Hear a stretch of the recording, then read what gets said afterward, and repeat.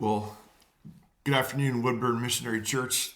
Pastor Steve here, checking in on a Wednesday afternoon. We're very excited to have really begun our series on the book of Acts. We're 2 weeks in, our third week is coming. We're going to finish Acts chapter 1, God willing, this weekend, talking about the way together, talking about the first disciples and the early church and their example to us. One of the really important things when you're looking at the book of Acts, and every church has to look at the book of Acts in their own way and ask this question: how much of what I read here was for them? How much of that is for us? How much of what they did is what we should do? That's going to be one of our focuses as we go through this series. And this Sunday, the example of the early church is really going to come into focus for us. So I can't wait to be with you all again on Sunday, working hard on the service to make it powerful and impactful for you. I'm so grateful again for the start that we've had for our time at the church, for your generosity with your time and with your resources. I want to encourage you, Woodburn family, I want to encourage you that we are in the midst of a long series of transitions as a church. My coming to serve as your lead pastor is one of those transitions, but the church has really been in a season of transition for a long time, and I know it's been difficult.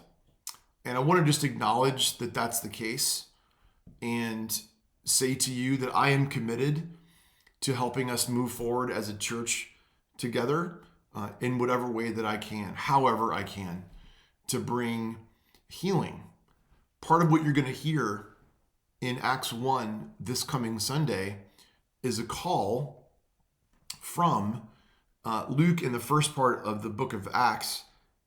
It's really a call, but it's really a description of the earliest disciples and what they were doing. They were all together and they were devoting themselves to prayer. I won't give too much away for the message on Sunday, but this idea of having unity and being of one accord and being of one mind, that's all over the book of Acts.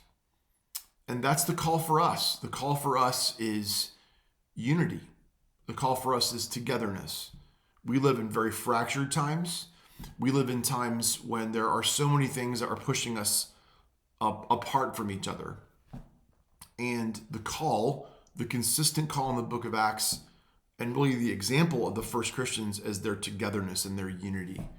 So that's the call. The call is to come together, to rally around a common cause and a common purpose. And in the first days of 2022, we called that vision here was to treasure Christ together. And as we get closer to him, we get closer to each other. That's the beautiful thing about, you don't have to choose between loving people or loving the Lord. You love him, you love those made in his image. So that's a lot. Those are my thoughts today, friends. I'm processing that with you. We have a lot of remarkable opportunities and challenges ahead of us.